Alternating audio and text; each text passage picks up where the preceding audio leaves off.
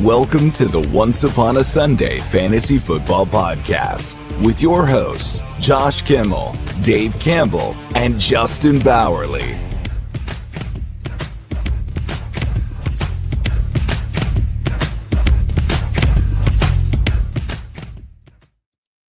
Welcome to Once Upon a Sunday Fantasy Football Podcast. This is your weekly waiver show.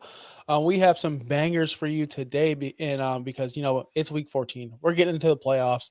There's a lot of win or go home situations going on for you, for me, for my guest host my co-host Justin, and for everybody, literally everybody. This is the biggest week of fantasy football, so these waivers are going to be massive. And yes, we do have bye weeks. So without further ado, let's get our boy in here, the one and only true man of the people, Justin Bowerly. What's going on, man?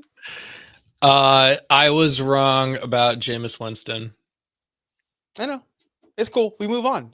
I'm wrong sometimes. It's rare, very rare, but we move on. We prevail. Jameis Winston is a stud, dude. He is so good at fantasy football, not real life. So good at fantasy football. So good. The only guy to throw for 2 pick sixes and be QB1 this week. Yeah, he's great. He's awesome. By 7 points. I tried telling y'all. Not even close. Nobody wanted to listen to me. Not one of you wanted to listen to me that Jameis was going to take over this league and take over your fantasy leagues, and he's going to be the MVP going forward. In your whoever rostered Jameis Winston in your Superflex league, they just won the title. Congratulations. 3 interceptions. So a pick 6. I'm just trying to do the math. I mean, he would have been like 50 points last night without those 3 interceptions.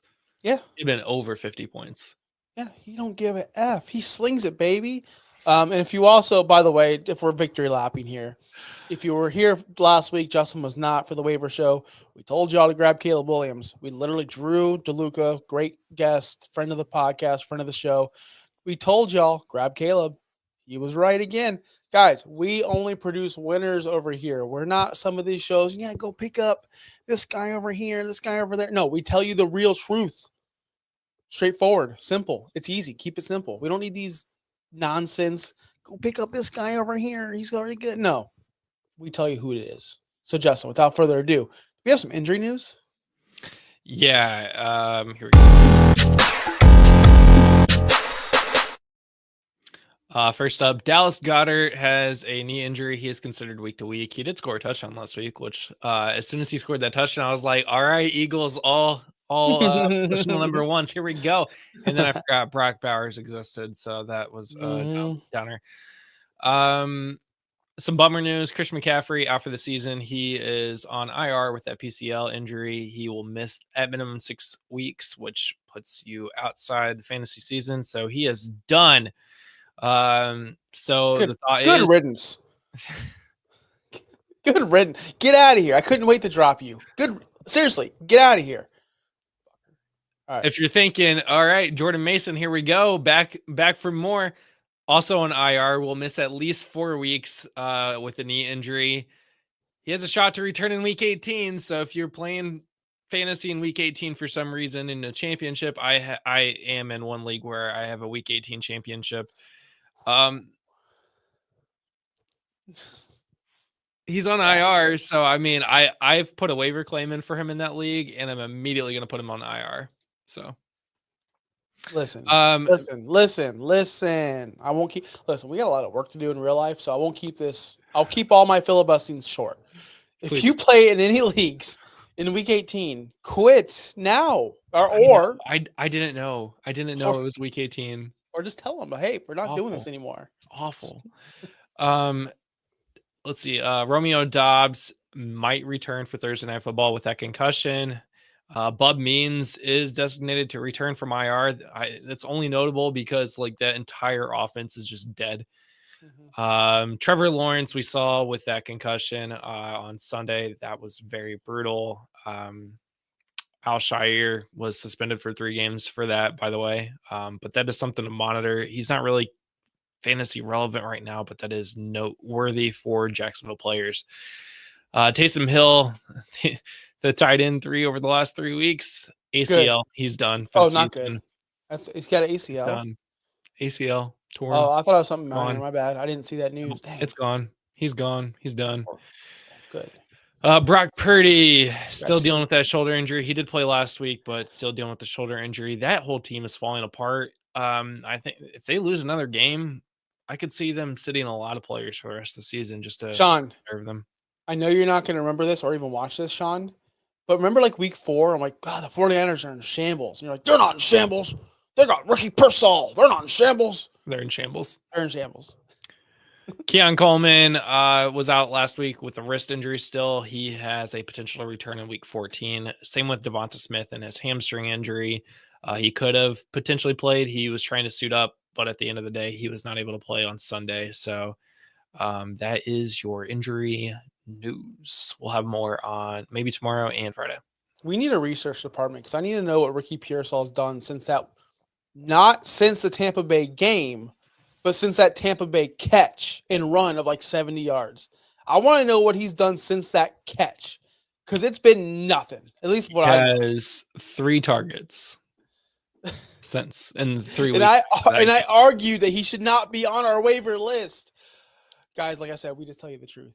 Well, to be fair, he scored 11.7. They went on bye. Then he scored 17.3. That to me is like, oh well, this is looking up. I just want to know. I told y'all. I said you said, but did you see that? Did you see his game against Tampa Bay? I said, yeah, I saw that one catch. Let's see what happens after. Since that one catch, I don't know because he had 4 catches that game. I don't know if he's had a catch since. I don't know if the man's had a catch. It was a long catch. It was it was a catch and run, and you guys are like, waivers must add. I'm like, bro, chill on Ricky Pearsall, bro, because everyone does that at the Tampa Bay. Since Tampa Bay, he's had 3 targets, 0 catches.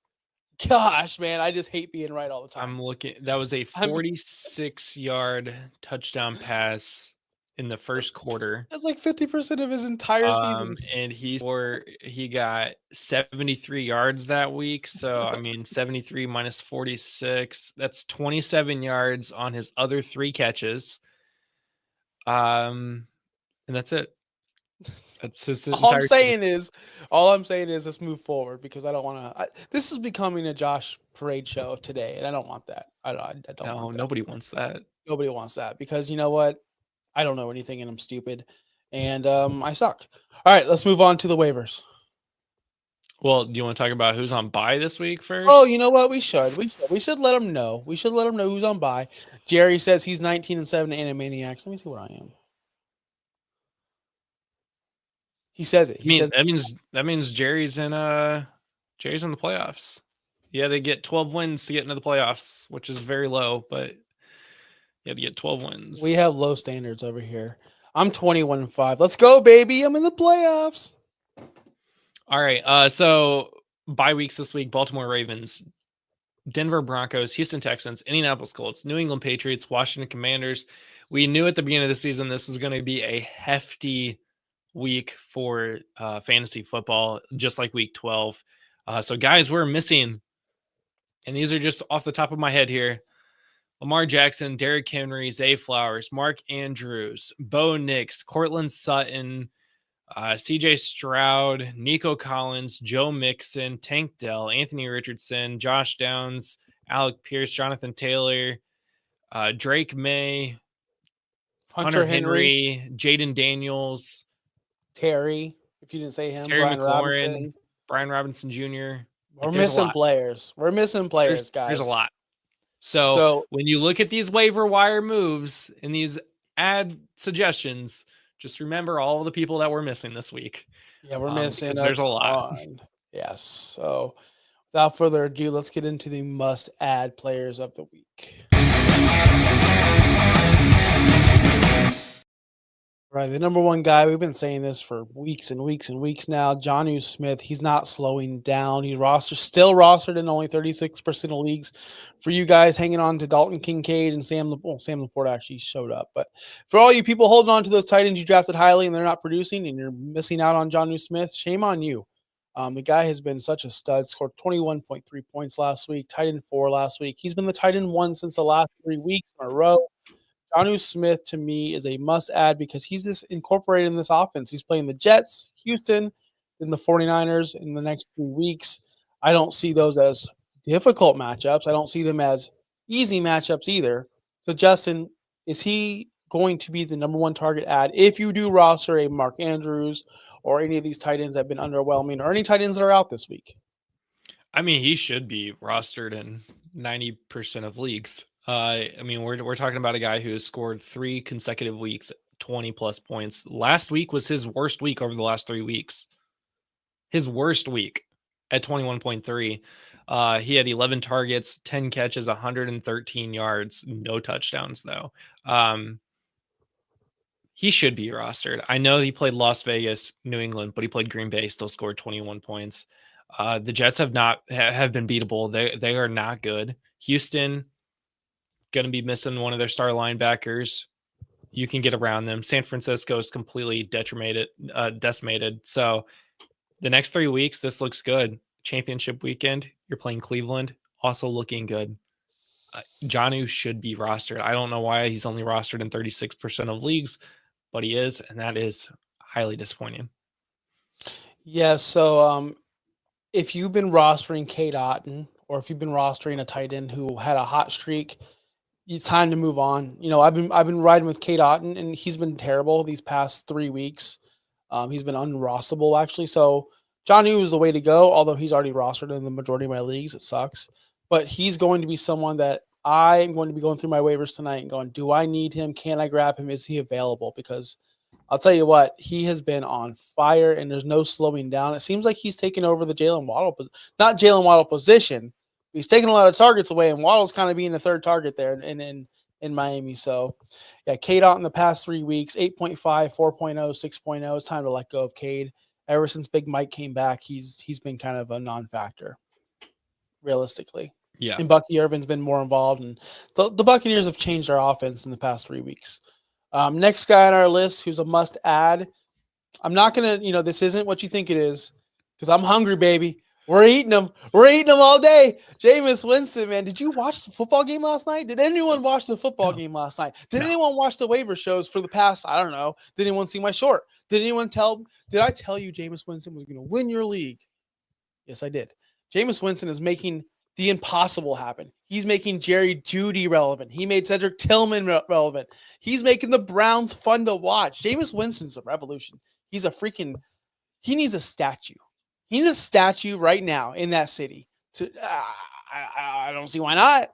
Jameis Winston, he played Denver, who stops everybody. Denver's awesome. Denver, blah, blah, blah, blah. Denver got blown up last night by Superman Jameis Winston. Let's see if he can do it at Pittsburgh next week. I have a little bit less confidence. But then after that, he gets KC again, kind of. But at Cincinnati 3 weeks from now, that's the juicy matchup you want going into your playoffs. Even if you have a good quarterback, let's say you have Lamar this week and Jameis is still out there, you got to go grab him. But let's say you have a Russell Wilson who's been doing really well, or let's say you have, help me out, name a quarterback that's really good, but like not elite tier. Tua. If you have Tua, go out and grab Jameis. Because in this Cincinnati matchup, you're going to want to start him. That's the week 2 of your playoffs. That's to get you into, well, depends on your playoff format, but it's still a playoff matchup. If you see Cincinnati in any of your playoff matchups, that's gold. Like that's like finding gold. So go ahead and do it. Jameis, do you have anything to add on Jameis? Because, man, 13% rostered. Are you guys watching us? Do you guys understand how good he is? I can't believe it, to be honest. Like, not the 13, like, I can't believe how good he was against Denver, one of the top defenses in the league against the quarterback position. I said several weeks ago that you got Denver, Pittsburgh, 14 points was his cap. I did not expect this from him. And then he comes out and scores, 36 points, 37 points, really. That's crazy. And yeah, Tyler, I see it. Almost 3 pick sixes. He had 2 pick sixes, 3 interceptions total. He still scored 36 points. Like, imagine if he didn't. Like, he's still the best quarterback last week in fantasy football. Nobody had him ranked number 1. I want to see the person that had him as QB1 going into this week. I didn't. That had him top 10 going into this week, because that's not existent. Jameis was great. He's, again, if you can get through Pittsburgh this week, which at this point, maybe, go to KC, somehow make it to Cincinnati in your playoff matchup. That's getting you to the semifinals. Yeah. We're on to Cincinnati, baby. We're on to Cincinnati. The next guy, I think you muted yourself, or maybe you're just mouthing things. Maybe you're just like, I don't want to say this out loud, but maybe they could read my lips. But Nick Westbrook-Akina, the guy you said to go pick up, so maybe I should be eating crow in this one because he just won't stop. Like being good, and it's annoying. Like it's because it's fluky. It's not like Jameis where he's just out there being a stud, being that first round pick we knew he was. Nick Westbrook-Akeen is just annoying.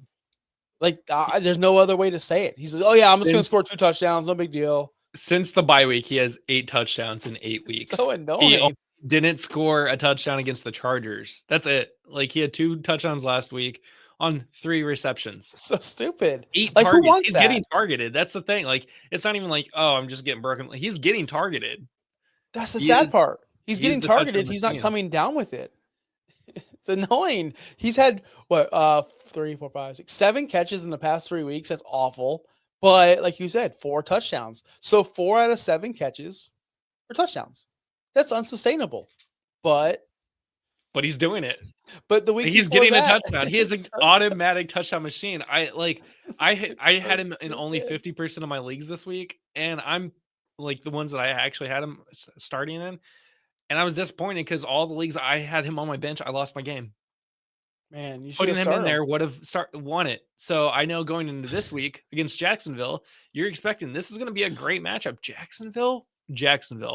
Watch him not score a touchdown this week. Who leads the NFL in receiving touchdown leaders? I'm looking it up right now.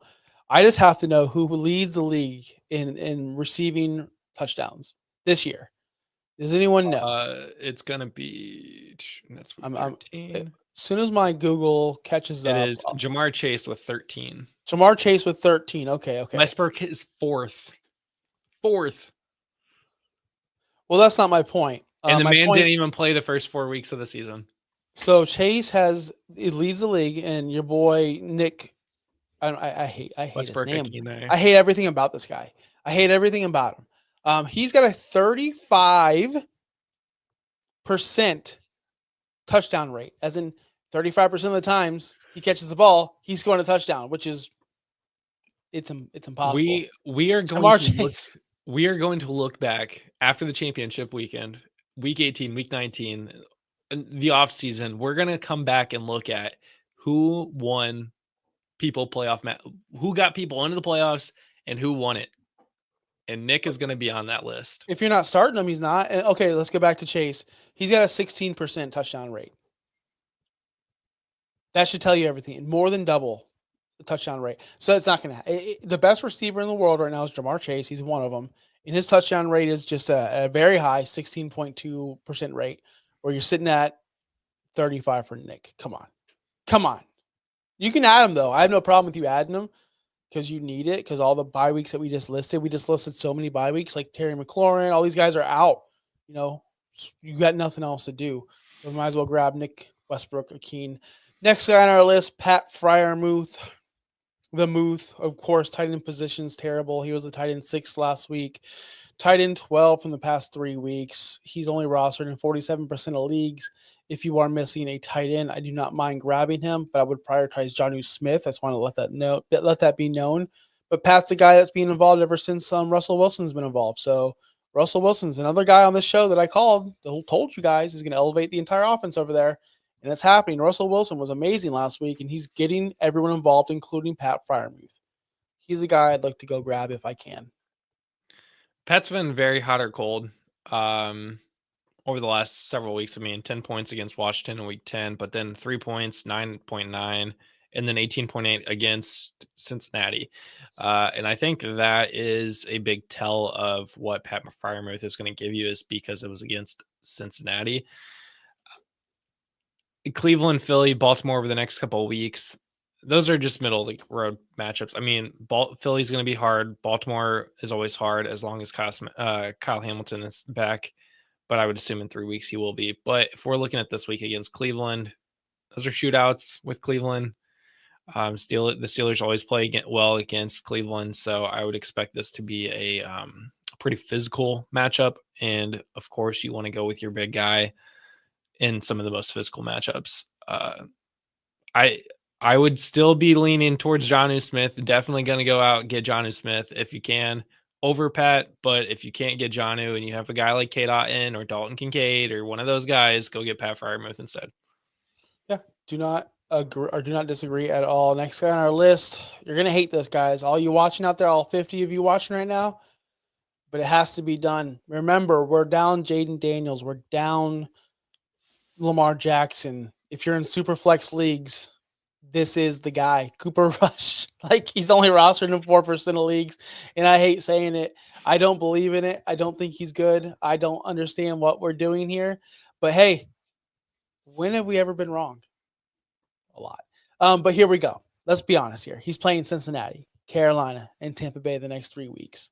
Those are all plus matchups, super plus matchups, I would say, for your super flex league. You are going to need somebody to fill in that super flex role. You know, we've had arguments on the show in the past where is it worth it to start the 32nd best quarterback over a wide receiver 3 on your team? Like, what gets you more points, the quarterback or the wide receiver 3? Well, it's always going to be the quarterback 32. The 32nd best quarterback in the league averages more than your wide receiver 3 easily. So this is a tough situation where you need to start Cooper Rush against all these bad teams to have you a floor of 10 points. I can't sell people on this. Justin, help me out. Help. This is awful. Okay. So Cooper Rush's best season, he played 9 games. That was in 2022. He scored 5 touchdowns, 3 interceptions. This season, he has played 8 games. He has 5 touchdowns, 2 interceptions. Already pretty similar. He's now going into his 9th game with Dak Prescott being out. Over the last 3 weeks, 17.3, 17.9, 11.8 last week against the Giants. Now, we talk about matchups, and this is the juiciest next 3 weeks by anybody on our waiver list. Versus Cincinnati, at Carolina, versus Tampa Bay. We have 2 teams that can make any quarterback in the league look good with Cincinnati and Carolina. And then you got Tampa, who is always in a shootout, like a high-scoring shootout. These are 3 very, very juicy matchups for Cooper Rush. And now go back and look at how many pass attempts he's had over the last 3 weeks. 55, 32, 36. Nowhere under 30 passing attempts. Plus, you have guys like CeeDee Lamb, Jalen Tolbert, who is like the fastest man in the world. Cooks is back. They don't really have a running game to actually run the ball, so he has to throw the ball. This is so good to me. Like, at this point, Cooper Rush should be getting picked up. 4% of the leagues, he's out there, he's available. Go pick him up if you need QB help. If you're missing Lamar Jackson, Anthony Richardson, who all else did we say? All of the guys that are 6 quarterbacks are on bye week this week. Cooper should be rostered because in a super flex that's only 24 QBs started. 6 of 32 are on bye. He is a starting quarterback this week. Yeah, and just in single quarterback leagues too, he's a budget player. Let's say you miss out. Let's say you roster Lamar. That's just, I mean, this is the number one case. Like, I'm in a league right now where I roster Lamar everywhere. He was my favorite player this year almost. You know, I predicted him to win MVP this season. He was my go-to guy. Now he's out, and I need a quarterback for the playoff push. If I miss out on Jameis, which I didn't, I would go out and get Cooper Rush. I would legit do that for $0 fab because no one's going to bid on him. Not one person, because he's Cooper Rush. So if you have 0 fab left and you have one of these quarterbacks out and you've been relying on these guys, this is a great budget player. $0 fab. He's not going to I'm not going to say he's not going to kill you because he has the ability to score -2 points. He has the ability to be terrible, but his floor is to me 12 points, and that's not great for your quarterback position, but at least he'll get you through it. It's nasty out there, guys. It's nasty this week. Yes, we do answer questions. So Justin is actually getting on top of that. Good job, Justin. Look at you. You're in the chat. You're on the camera. You're producing the show. I wish I could grow up to be like you one day. One day. Let's get into the. We got one more guy. Oh, we do. Oh, yes. Your guy. This is not my guy. You said put him on here. Yeah, because we have to. Well, not my guy. Isaac Garindo. I'm terrible with names. Garindo. Is it Garindo? Garindo. I'm assuming it's Garindo. I'm so bad. The rookie. Kick me off the show anytime you want. No. So we just talked about CMC being out. We have no Jordan Mason. Next man up. I'm assuming, we're assuming he's the next man up. He scored a touchdown last week. He is the only active running back that is not injured on the 49ers roster right now.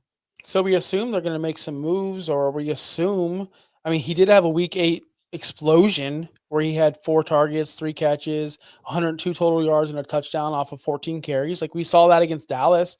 He had a top 10 week already. So it's not like, so we know he can get the job kind of done.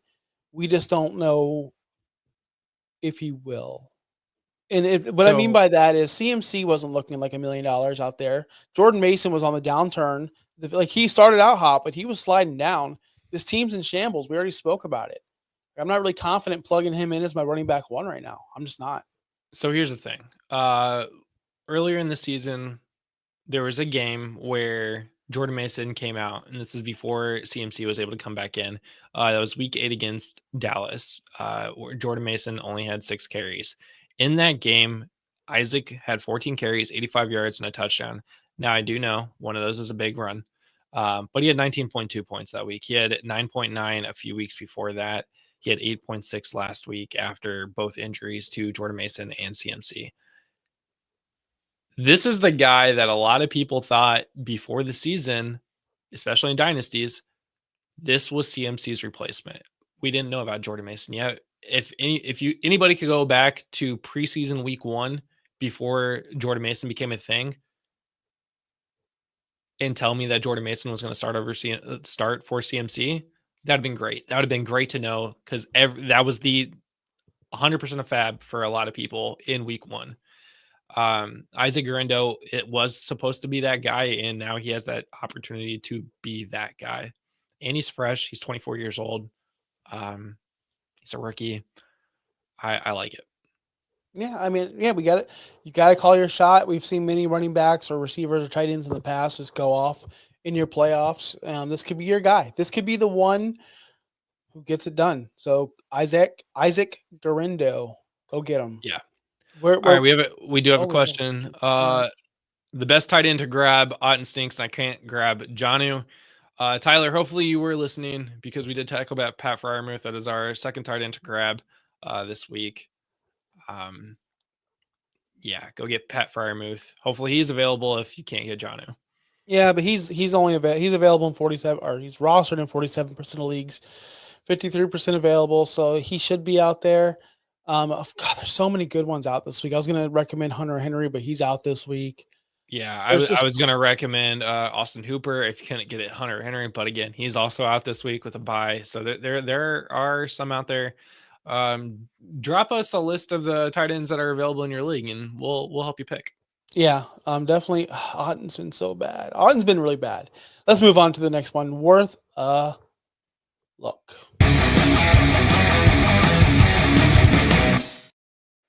3 in this category. One we just spoke about briefly, but he is on bye this week. So we'll start with Adam Thielen. He just had a resurgence game against Tampa Bay. Everyone does. See Ricky Pearsall. Everyone does it. Let's be honest. He had 10 targets, 8 catches, 1 touchdown, 99 total yards, 23.9 points. Yes, he looked great against Tampa Bay, but again, who doesn't look great against Tampa Bay? Everyone looks good against Tampa Bay. Kyle Pitts put up 2 touchdowns against Tampa. So are you saying that Tampa Bay against the wide receiver position is like Las Vegas with the running back position? Any pass catcher, because in that game against Atlanta, it was Kyle Pitts. So anyone that becomes their number 1 target of that game, yes, that is it. So it's hard for me to recommend you go grab Adam Thielen, but it's also hard for me not to recommend, because Bryce Young has looked so much differently, so much better since his comeback. So much better getting everyone involved. Like, I watched that Bucs game. It was on the TV like the entire game. And wow, Bryce looked competent the entire way. So if he can look that good, because man, I remember like just week 2, he looked like a lost puppy. Now he looks like a man. Like now he looks like he knows what he's doing. So if he can get the ball to Adam Thielen a lot more, I'm okay with it. But again, I'm not really happy against at Philadelphia. That's just the bottom line. He's not a starter this week. He's not someone you can go in there and plug in, but he's definitely worth a look because he has Dallas and Arizona the following weeks. Yeah, this is somebody that if emergency break glass kind of situation, it's not somebody that I'm going out for. But against KC, his first week back off of an injury that kept him out since week 3, he had three receptions on 4 targets for 57 yards. Last week he averaged 12 yards per reception for 99 yards total.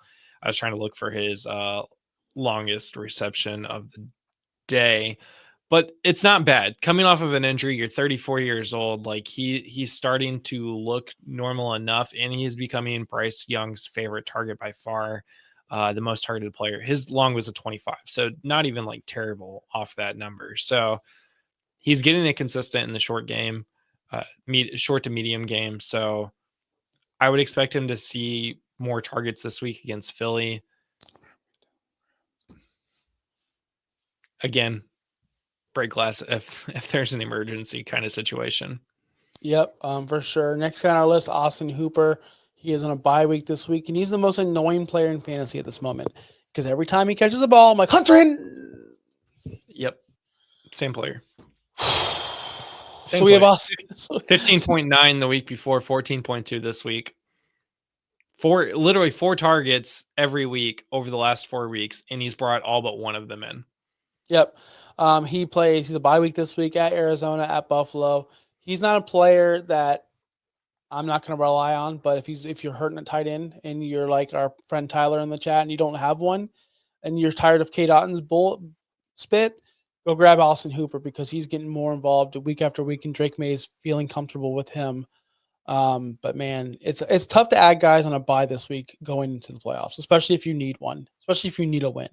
It's very difficult to win with a bye week player, but he's been awesome. We tied in 9 since the past 3 weeks. This is somebody you could probably also wait next week. Again, roster to 1% of leagues. You don't have to pick him up this week. Pick up more of a needy player, but this is definitely somebody that's worth a look if you have a deeper bench, if you can spare the spot. Maybe get ahead of the people here. Now, Tyler said he's got Freiermuth, Will Disley, and Tucker Kraft, but he also has Reed and John Johnson. I almost would say get Tucker Kraft.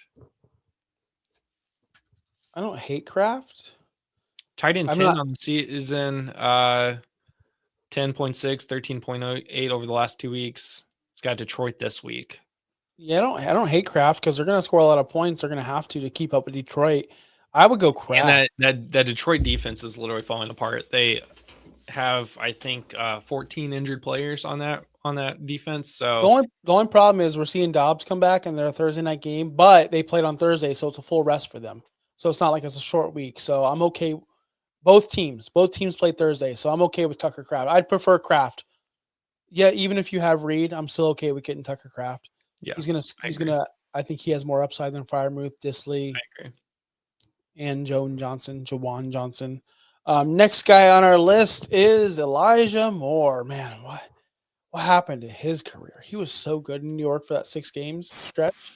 He really was. I thought him and Michael Carter were going to take over the world. 6 game stretch. Hey, people were drafting Tyler Higbee off that as well. People were giving up a first-round pick for Elijah Moore back in the day, back before you played Dynasty, I promise you. Elijah Moore, 14% rostered, scored 19.2 points last night. That's just this Jameis Winston effect. Same situation, Pittsburgh, KC, and then Cincinnati. 2 good matchups after Pittsburgh. I don't know about this week, though. Pittsburgh's tough, but again, Jameis gets it done. Don't doubt Jameis ever.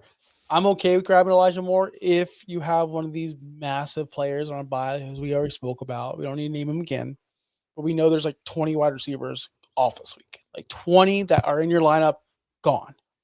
Elijah Moore could be definitely a good candidate for you in this week against Pittsburgh. Yeah, I have nothing more to add to it. I mean, that was a big game last night, even more than just Judy scoring a lot of points. Elijah Moore almost had 20 on one of the best defenses in the league. Yep. Let's move on to keep stashing.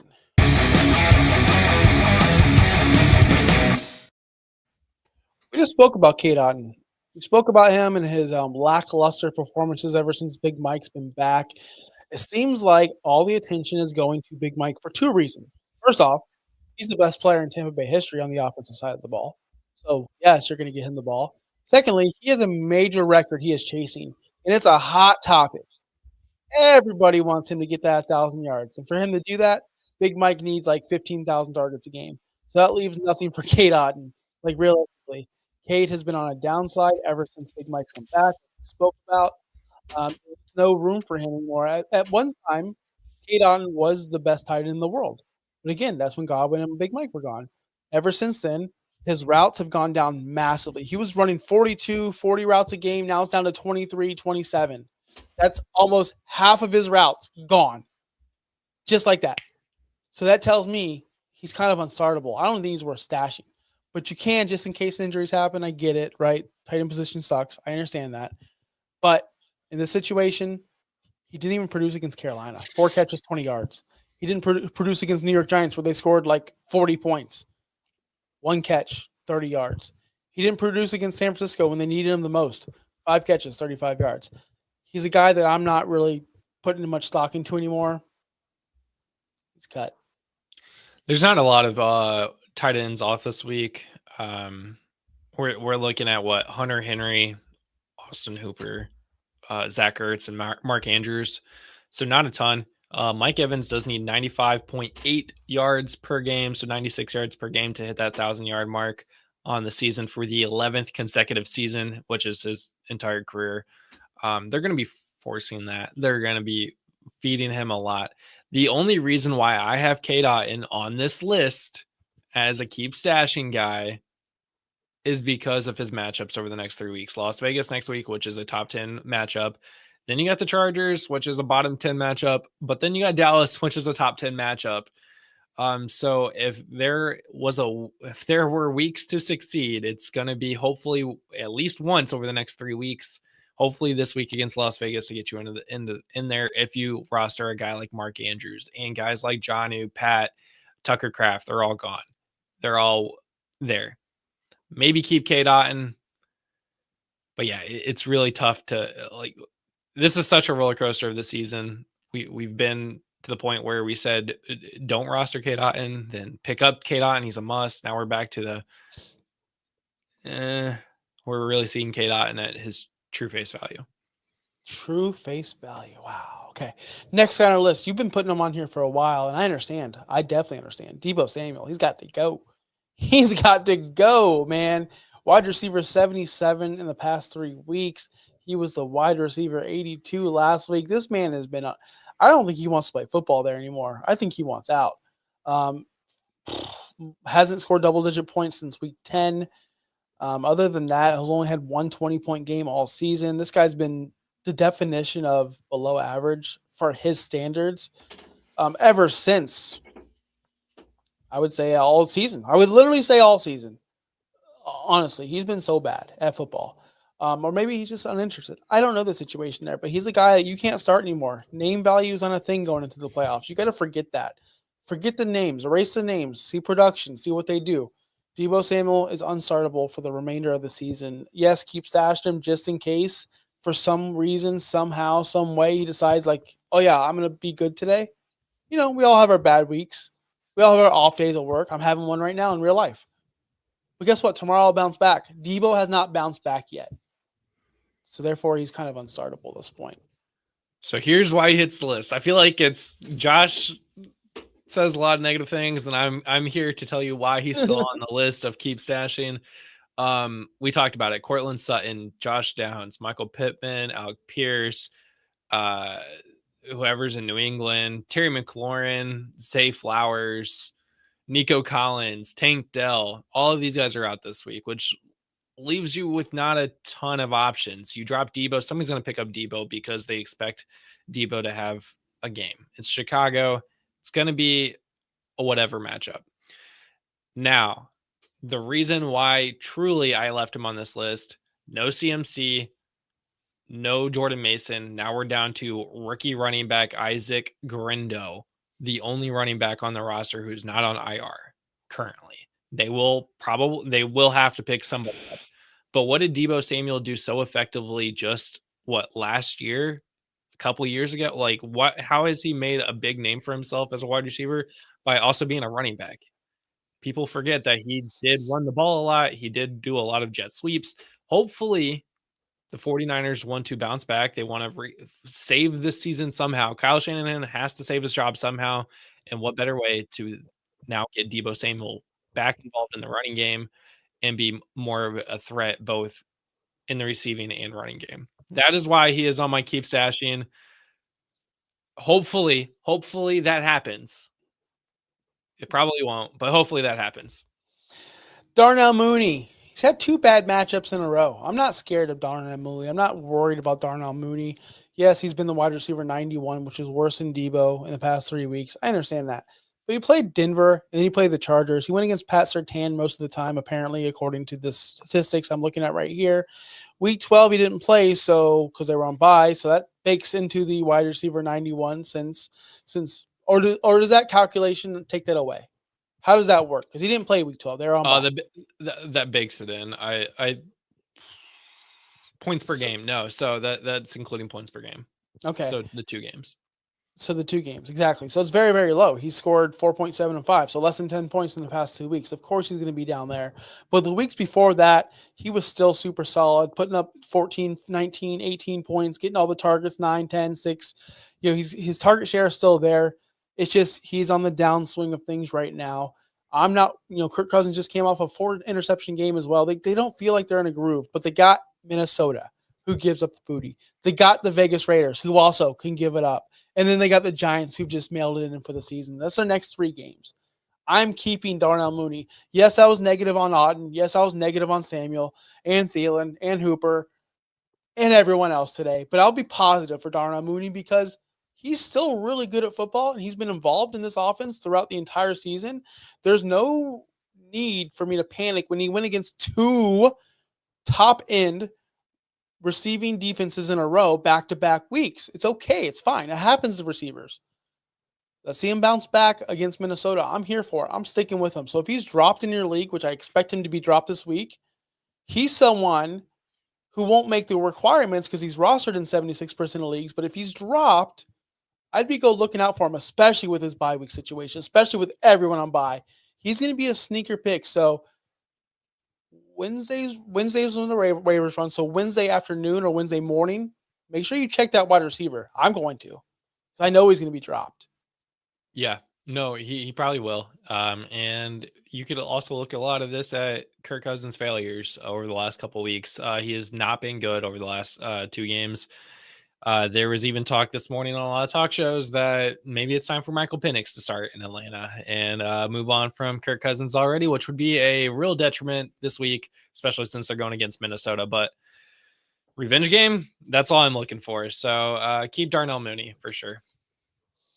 Next segment. Let's close it out here, going into the check back next week. I just want to remind you and thank everyone for watching. I know it's a holiday week or holiday month. Everyone's really busy. You're doing your thing, you're shopping. Thank you so much for watching over here on YouTube, OUSFF Pod, or you can go check on the Finstock Sports Network where we go live there every Tuesday, Wednesday, and Friday. We are live. Tuesday's waiver show if you're new. Wednesday we do a showdown, and then Friday we break down our rankings. So thank you all 52 of you right now watching. Make sure you hit that subscribe button, like it, share it, tell a friend, do whatever you got to do. Big things are happening next year. Trust me, trust me, trust me. Anyway, hey, Brian, did I make I don't know what's going on, man. I don't know what's going on. Like all of a sudden, just like light got in my face and something got in my eye, and just now like I'm all red right here, and I don't know what the fuck is going on. Are you not ready? Are you sad on Amari Cooper? Are you sad about Amari Cooper and his production? And ever since he's been traded, he's been the biggest bum of all time. Let's reset this.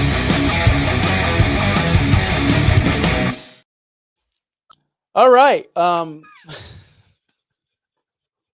Let's get to our next segment where we are talking about check back next week, which I don't know. I'm gonna be negative this segment. I apologize. But Amari Cooper was traded to Buffalo for pretty much nothing. And ever since then, he's done his value, pretty much nothing. He's been one of the worst acquisitions all year by far. Does CMC have more points than him? Like I would willing to bet since the trade over to Buffalo, CMC's probably outscored him. I'm just assuming. I could be wrong. CMC has 47.8 points on the year. Amari Cooper has 90.6 on the year. But what week was he traded? I don't remember. But I don't remember him catching a ball ever in Buffalo. Like, I don't remember. Someone, if it's happened, someone send me the highlight. Because I don't think he's caught a ball since he's been traded. I don't know if he's even played football since he's been traded. He got a touchdown that first week. Okay. Oh. October 15th is when he got traded. When was October 15th? When was October? Good point. See his first touchdown. So he scored a touchdown week 7 against Tennessee. Week 7 would have been the first week he came. So against Tennessee, he started playing in Buffalo. So he's played 4 games for Buffalo since week 7. 16.6, 1.3, 7.5, 4.2. CMC. So yeah, CMC has more. I can't make this stuff up, guys. CMC has more in 4 games than Amari Cooper did. Yeah, in 6 games. He didn't play in 2 of them. Yeah, well, regardless, Amari Cooper has been a total bust for this fantasy football team, or for this football team professionally. But good thing they got the Rams, Detroit, and the New England, so they have a decent matchup. Help me out. Give me some positive. I don't have any positives for this. This is bad. This is just bad. They don't like it. Like, they don't use them. Khalil Shakir is the wide receiver 1, just like they said at the beginning of the season when they traded away Diggs. The owner said Khalil Shakir could be our wide receiver 1, and that is 100% correct. He could be the only wide receiver, the only pass catcher on that offense. Josh Allen is doing a lot of things with James Cook and Khalil Shakir only. That's all he needs. He's only been playing 54.8% of the snaps, which is his season. Well, I wouldn't say season high, but season high for the Buffalo Bills. He was playing about 90% of the snaps over there in Cleveland. So he went straight to Buffalo, and it's like, I'm playing how is it? He's not getting the playbook. He's not meshing well with the offense. Like, I don't know what it is, but there's a problem there. And this has to go down as one of the worst in-season acquisitions in NFL history. It has to. It's been a complete failure. You could have been doing this with Keon Coleman, Khalil Shakir, and whoever else you had over there. Honestly, let's be honest here. So it is what it is. You guys could have got Devontae Adams, and he's been very good considering the team he plays for. But you settle for Amari Cooper. He's someone that we don't want to spend much time on him. Let's get to Brock Purdy. Brock Purdy, we all saw last week he scored 2.2 points. It was really bad, but they're not in shambles. 49ers are fine. Everyone's fine. Everyone's great. There's no problems there. Definitely not in shambles. But yeah, he's been injured. You can't really rely on him. I actually benched him in a super flex league, even though I told y'all the 32nd best quarterback, blah, blah, blah, blah. I benched him for T. Higgins in a super flex league because of how bad he's been and because of his shoulder injury. To me, he's unstartable, especially against Chicago. I think they're going to get after him. Yeah, you're just anytime a coach gets fired, by the way, that team just explodes the next week. Watch the freaking Bears go nuts next week. I told you that on Friday, didn't I? Yeah, you did. I think I said, I was like, watch this be a blow. Like, the Bears are going to light it up on this coming week against the 49ers. And I was called crazy. So I'm just. It happens. It happens. Next guy on our list, Kyle Pitts. He's been such the most underwhelming tight end of all time. He was drafted. Remember this? He was drafted 4th overall. 4th overall. Like, people forget that. He was supposed to be. Yeah, in real life. He was supposed to be the Brock Bowers, but Brock Bowers is coming and saved the day. He's been elite. Is this right? He had 0 points last week. He had 2 targets, 0 catches. Is that right? Yeah. Wow. The week before that, 1 catch. The week before that, 4. The guy's been unstartable. Just trash. We should hold a funeral for this man. But I feel like we have 1 funeral a year. He's hit his limit. He's done. We're not frozen. I'm just waiting for Justin to say something. Rome Odunze. Why do you hate Rome Odunze? He's fine. Is he? He's going to blow up next week. You told me. Yeah, that's true. That's true. That's why it says check back next week. Because if he doesn't, it's time to get rid of him. Listen, I don't know why nobody listened to us. We talked about Minnesota, and how they give up a lot. He only got 8.9 on 10 targets. That's not great. Detroit, he got 6 targets, only 2 receptions. He's not even catching 50% of the balls. Anthony Richardson has more completions than better completion percentage than Roma Dunze has a catching percentage. Hey, listen, It's bad. not that Roma Dunze is bad at football. He's not. We told you guys in the preseason, and nobody listened to me. Nobody. And I'm sorry. It happens a lot. That's what happens, man. My kids don't listen to me. My wife doesn't listen to me. My dogs don't listen to me. People that play Fortnite don't listen to me. Nobody listens to me. But I told you, this is going to be JSN 2.0. Yes, you could draft him as a top 10 player. Yes, he's going to be this. Yes, he's going to be awesome. But what happened to JSN? I would argue JSN's a better prospect and a better player than Odunze. I would also argue he's better than Neighbors and Brian Thomas and Marvin Harrison. I would argue that. But JSN still sat behind Tyler Lockett and DK Metcalf because that's his role. Because you're a rookie kid, sit in the back. Okay, you come in and you have Hall of Famer Keenan Allen, an already established better player than you, DJ Moore. What made anyone think he was going to step in and take their freaking roles? Hey, boss, I just got hired at my job. I haven't proved myself, but I think I should have your spot. No, that's not how things work. It's just not, especially when you have a Hall of Famer in a very, very, very, very, very elite, good wide receiver. You should have seen this happening, guys. Think before you do anything. Jeez Christ. But Roman Dunze, he's going to be fine in Dynasty. He's going to be fine next week. He's good. He's a good player. Yeah. I feel like it's just been me nagging for like the past 30 minutes. No, these 4 players, I have no comment. There's nothing positive right now for me on any of these players. The other 3, I had a lot more positivity, and that's why I kept saying keep stashing. But yeah, these players are just literally check back next week. If he doesn't blow it up against San Francisco, I don't see him doing it for the rest of the season. So. In the offseason, I'm going to get a chart together and put JSN and Odunze's rookie seasons together and see what the similarities are, because I freaking called this from day one. Although he is getting a 19.7 target share. Like, he has 76 targets. He just has 41 catches, 543. Like, this is what I expected. JSN was wide receiver 48. Odunze is 54 right now. Yeah, right now. So let's see how this goes. Odunze almost has. He's about 100. He's about 80 yards off of Jackson's rookie season. There you go. So they're pretty much similar. All right, and we're about to have a funeral. I'm gonna get the heck out of here. So Justin, play that music.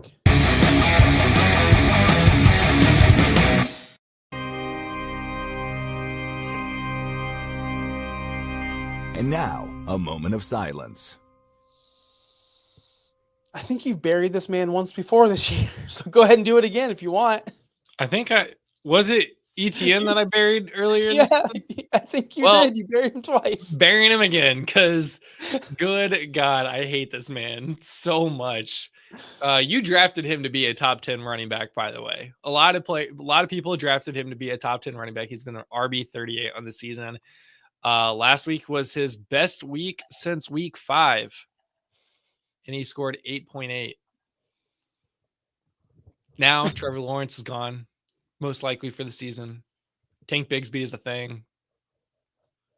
I hate him. I hate him. He is not effective. I don't think he's going to be on the team after his rookie contract's over. He'll be gone. And he'll go to a better team and he'll be fine. But this man, now I'm really curious if I actually did bury him, because that's going to be embarrassing if I did. I don't know. I think I stopped you. I think I was like, no. Maybe you did. Maybe you're like, no, we can't. I think I've tried to, and you're like, no, we can't bury him. Like, can't do that yet. And I always got vetoed. But this week, I saw his name on the list. I said, I'll allow it. I'll 100% allow it. This guy's been beyond bad. His rushing yards, he only has 371 on the season. That's 35th in the league. That means he's not even a starting running back for his team. His yards per carry are down at 3.8, which is really, really like extremely bad for him, at least. He's not creating any yards. He's not getting any space to open. I think this is more of a Jacksonville Jaguar problem than there is a Travis Etienne problem. I do think Travis Etienne is talented, and I think in the right spot with the right coach in the right situation, he's going to be very good at football.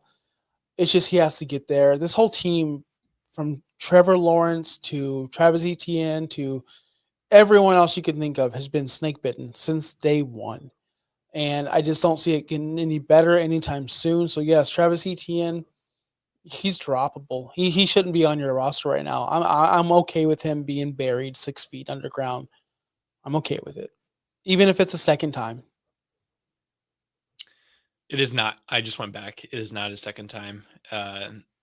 He's been on the check back next week list a lot, though. Right. I want to go over a little bit of stats. We got like a couple minutes. I'm gonna talk about some of our burials here that have been on this show. Shouldn't we do it at the very end of the season? Well, I mean, we can. All right, we'll do it now. We'll do it. You know what? You did the effort. You looked it up. A status update.